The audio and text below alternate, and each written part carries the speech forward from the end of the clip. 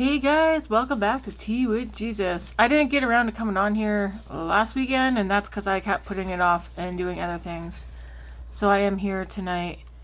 That's just Grace's big forehead. Hey. Well, I say it like I see it, okay? Alright, so we're going to start with chapter 8, and yeah, and go from there. We might do chapter 8 and chapter 9 tonight, but we'll see. So again, I'm just here to read this because one, I want to read it myself again. I've already read my Bible beginning to end multiple times, but every time I read it, I learn something new. And again, if you have comments, thoughts, or that, questions, opinions, leave it down in the comment section. If it's a question I can't answer, I'm sorry, because I don't know everything. I'm still learning. And I don't understand everything either. I am home just from work, so I still have like my daily makeup on, hair done and stuff. I just switched into a robe. So sorry for the glare too for the glasses, but I can't read without them. Alright. Revelation chapter 7. Verse 1. I got a mess here. Is there anybody back there? No. Okay. Revelation chapter 7, verse 1. And when he had opened the seventh seal, there was silence in heaven about the space of half an hour. I wonder how loud or noisy it is in heaven on a day-to-day basis. And I saw the 7 angels which stood before God, and to them were given 7 trumpets. And another angel came and stood at the altar, having a golden censer, and there was given unto him much incense, that he should offer it with the prayers of all saints upon the golden altar which was before the throne. And the smoke of the incense, which came with the prayers of the saints, ascended up before God out of the angel's hand. And the angel took the censer and filled it with fire of the altar, and cast it into the earth, and there were voices and thunderings and lightnings and an earthquake. And the 7 angels, which had the 7 trumpets, prepared themselves to sound. The first angel sounded, and there followed hail and fire mingled with blood. And they were cast upon the earth, and the third part of trees were burnt up, and all green grass was burnt up. And the second angel sounded, and as it were, a great mountain burning with fire was cast into the sea, and the third part of the sea became blood, and the third part of the creatures which were in the sea had life. And the third part of the creatures which were in the sea and had life died, and the third part of the ships were destroyed. And the third angel sounded, and there fell a great star from heaven, a burning as it were a lamp, and it fell upon the third part of the rivers and upon the fountains of water. And the name of the star is called Wormwood. And the third part of the waters became wormwood, and many men died of the waters, because they were made bitter. Oops. And a fourth angel sounded, and the third part of the sun was smitten, and the third part of the moon, and the third part of the stars, so as the third part of them was darkened, and the day shone not for a third part of it, and the night likewise. And I beheld and heard an angel flying through the midst of heaven, saying with a loud voice, Woe, woe, woe, to the inhabitants of the earth, by reason of the other voices of the trumpet of the 3 angels which are yet to sound.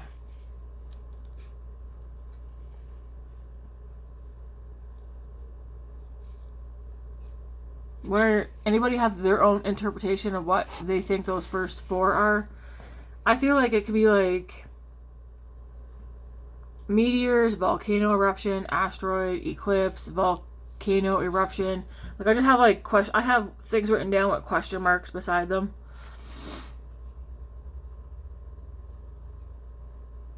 And a fourth angel sounded, and the third part of the sun was smitten, and the third part of the moon. That sounds like an eclipse or something. And the third part of the stars, so as the third part of them was darkened, and the day shone not for it.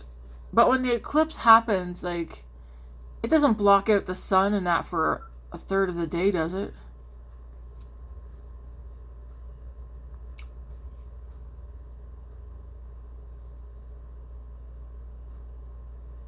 First angel thought there was hail, fire mingled with blood,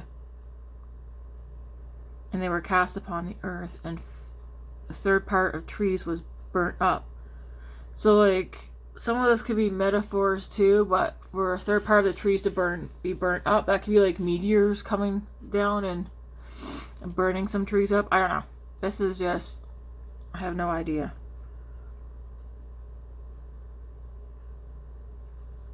And then, for instance, like, the second angel sounded, and as it were a great mountain burning with fire. And as it were a great mountain burning with fire was cast into the sea, and a third part of the sea became blood.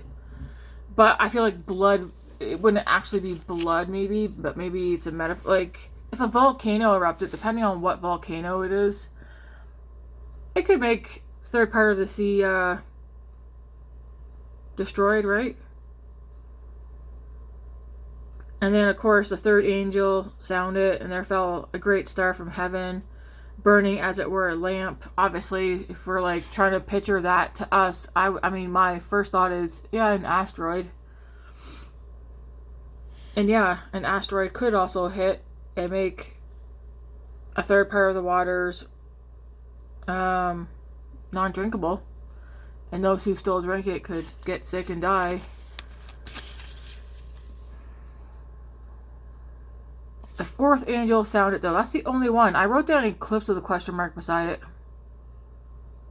because we get eclipse, like, what? I don't know how often, but they happen.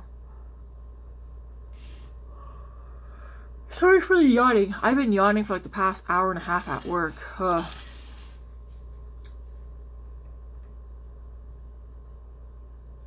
That was a short chapter. I'm going to go ahead and read Revelation chapter 9. So here we go. It's like I have something in my mouth. Revelation chapter 9. And the fifth angel sounded, and I saw a star fall from heaven unto the earth, and to him was given the key of the bottomless pit.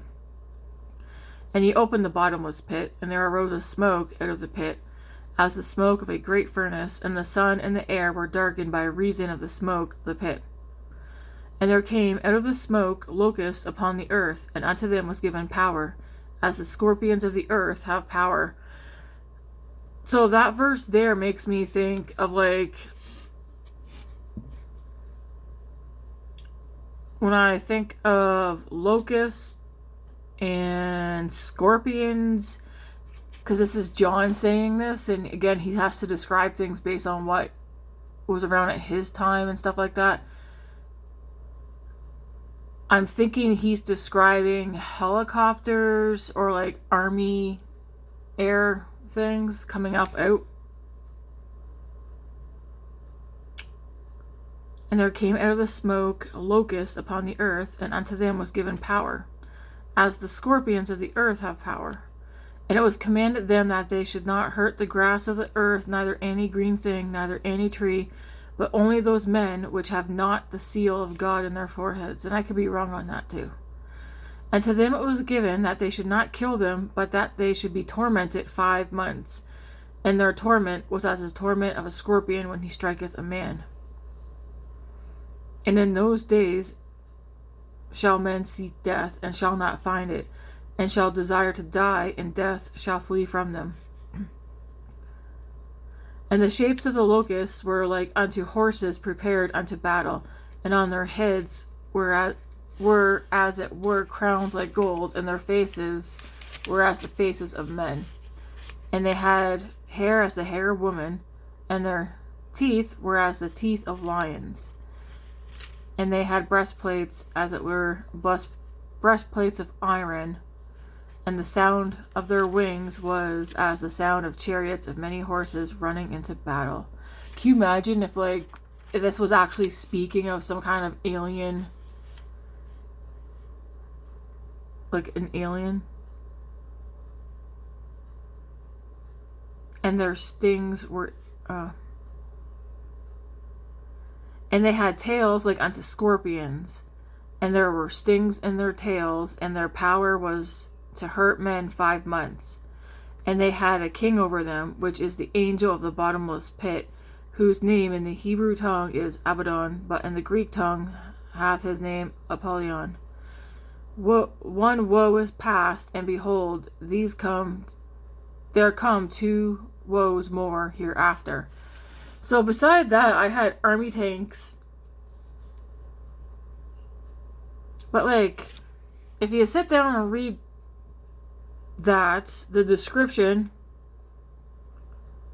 of what John's seeing, like he's describing something, whether it's a machine or a creature or something. Again, everybody has their own interpretation.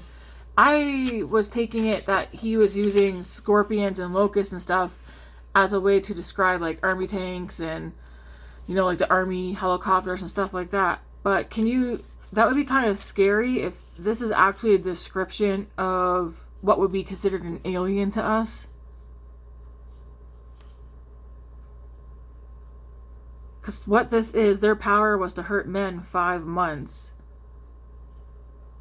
And they had breastplates, as it were breastplates of iron, and the sound of their wings was as the sound of chariots of many horses. So like when I hear that, I think their wings, but maybe they get like a chopper or something, right? The propeller. Because that would be so loud, right?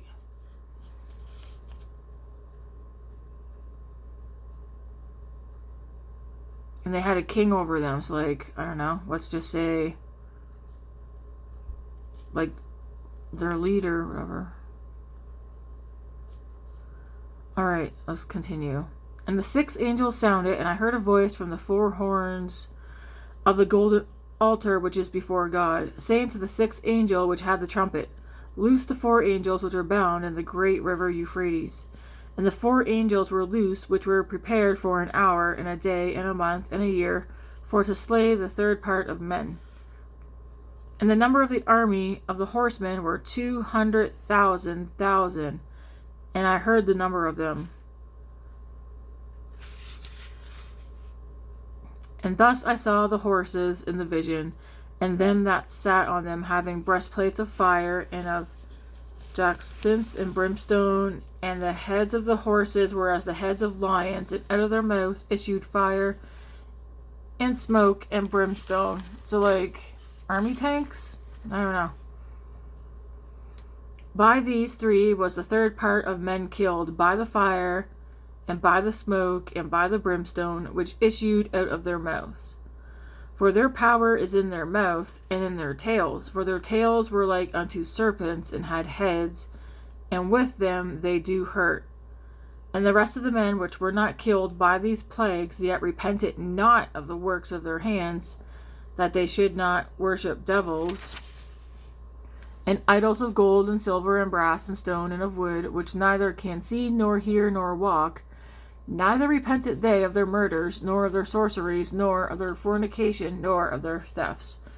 So even during this time, people should be repenting, but people are still not going to repent when this stuff does happen. What do you guys think of Revelation 8, chapter 8 and 9? Do you think some of this is like metaphor? Because again, John is being shown this stuff. He's seeing it, he's hearing it, and stuff like that. So he's describing things based on what's around him at that time. He's not going to be able to describe to us like a nuclear warhead or an army tank or the helicopters and whatnot. It makes for a very interesting read to see what people's interpretations are. I think of war, though, when I read this. That's where my mind goes to. But I could also see my mind going to, like, how creepy would that be if he's describing, like, legit creatures, like aliens. That would be kind of... Yeah, that would be scary. I don't know. Let me know what you guys think down below.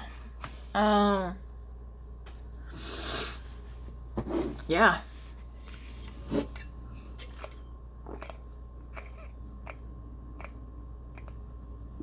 Sorry, I'm thirsty. Yeah. Talk to me in the comments, folks, if you have anything. And you'll also be back here next week for another Tea with Jesus. I'm not too talkative right now, but, maybe next time. Anyways, guys, thanks for tuning in for some Bible reading with me, and now I can think about that while I fall asleep tonight. Alright. Have a good one, guys. God bless.